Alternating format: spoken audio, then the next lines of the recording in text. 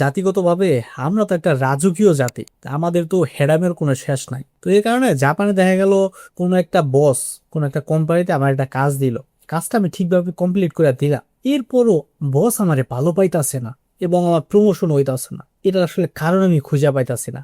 জাপানে এটা সুন্দর একটা কনসেপ্ট আছে, এই কনসেপ্টটা যদি ফলো করা যায়, যে জাপানের কাজের জায়গায় বা পরবর্তীতে নিজের অবস্থান ধরে রাখা বা ইমপ্রুভ করার প্রচুর প্রচুর পরিমাণে সুযোগ পাওয়া যাবে। এটাকে বলে হোরেনসো। এই যে বাংলা ভাষায় যে একটা সুন্দর একটা সবজি আছে না, খাইতে খুবই মজা লাগে, স্বাস্থ্যের লাগাও ভালো, পুষ্টি মুষ্টি আছে, এটাকে বলে পালন শাক। পালন শাককে জাপানি ভাষায় বলা হয় হৌরেনসো। এটা একটা কনসেপ্ট আছে বিজনেসের ক্ষেত্রে। হৌ এর মানে হলো হৌ কোকু, রেন, রেন রাখো, সো, সো দান।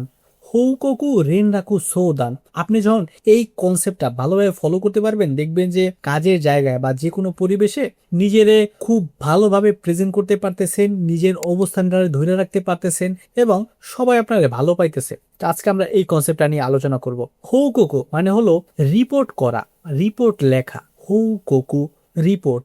আপনি যখন কোনো একটা কাজকর্ম করতেছেন অথবা বস আপনার কোনো একটা কাজ দিল, হ্যাঁ, কাজটা ধরেন শেষ হওয়ার পরে বা ধরেন 50% কমপ্লিট হয়েছে, তখন আপনি বসকে জানাতে পারেন যে যোশী শিগত ওয়া তাই তাই 100% ওয়ারি মাসতা, কাজ তো 50% শেষ।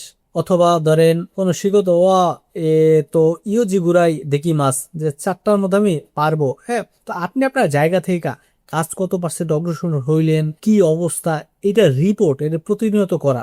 আমরা অনেক সময় কি ভাবি যে কাজটা শেষ হোক এরপরে জানাইতে আসি, এইটা না কইরা এর কতদূর আপডেট হইলো কিছু সময় পর পরে এর আপডেট দেওয়া। এইটা কিন্তু জাপানের কালচারে, বিজনেস কালচারে খুব খুব বেশি গুরুত্বপূর্ণ ভূমিকা পালন করে।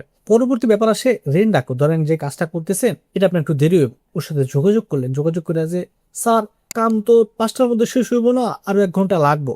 তো আপনি যে প্যাটার্নটা বলছেন বা যেভাবে করতে বলছেন এইভাবে করলে আসলে সময় দরকার অথবা সম্ভব না, আমি অন্য একটা প্যাটার্ন খুঁজে পাইছি বা এইভাবে করতে চাই, এইটাকে আমি করতে পারি কিনা। ওর সাথে আপনি কমিউনিকেশন করলে নিজের জায়গা থেকে পাকনামি কইরা চেঞ্জ মেঞ্জ কইরা উল্টা ফুল্টা কইরা বংচক কইরা ফেলে এটা করাই যাব না। কমিউনিকেশন করতে হবে, ভালো হোক মন্দ হোক, ধরেন কোনো একটা ঝামেলা হয়েছে, অবশ্যই অবশ্যই ওর সাথে যোগাযোগ করবে। পরবর্তী ব্যাপার হলো সোদান। যখন কোনো একটা সমস্যা করবেন অথবা কাজ আপনি বুঝতে পারতেছেন না, তখন শুনেছেন করে আছে তো দেখি নাই রেস, তো মুজোগাশি রেস, মানে বুঝতে পারতেছি না, এটা আমার কাছে একটু কঠিন মনে হইতেছে, অথবা এই জিনিসটা আমি পরিবর্তন করতে চাই, বা এই জিনিসটা করলে কেমন হয়, এটা বাদ দিলে কেমন হয়, এটা সংযুক্ত করলে কেমন হয়, ওর সাথে আলোচনা করা।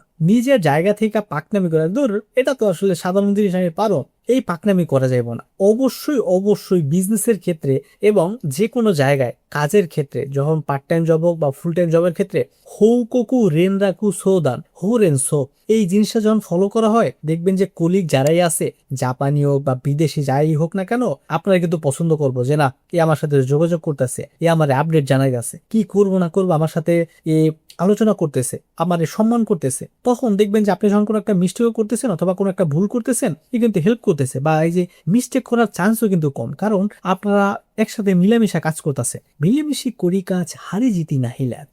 তো এই যে হৌরেনসো, এই রুলসটা যখন আপনি আয়ত্ত করতে পারবেন, তখন কিন্তু এদের কাছে আপনি ট্রাস্ট অর্জন করতে পারবেন। জাপানে বেটার করার জন্য স্কিলও যেমন দরকার, আপনার প্রতি এদের ট্রাস্ট এই লেভেলের থাকা দরকার। এই দুইটা যদি আসলে কম্বাইন করতে না পারি, আপনি বা আমি যেই হোক না কেন, জাপান লাইফে বেটার করা খুবই খুবই কঠিন। এই ছিল আজকের হৌরেন্সো। আপনি বাইজা মাইজা খায়া ফালান। আপনার যদি কোনো ধরনের প্রশ্ন অথবা কোনো ধরনের সাজেশন থাকে, অবশ্যই কিন্তু কমেন্ট টমেন্ট করে জানাইতে পারে। দেখা হচ্ছে পরবর্তী ভিডিওতে। Bye bye.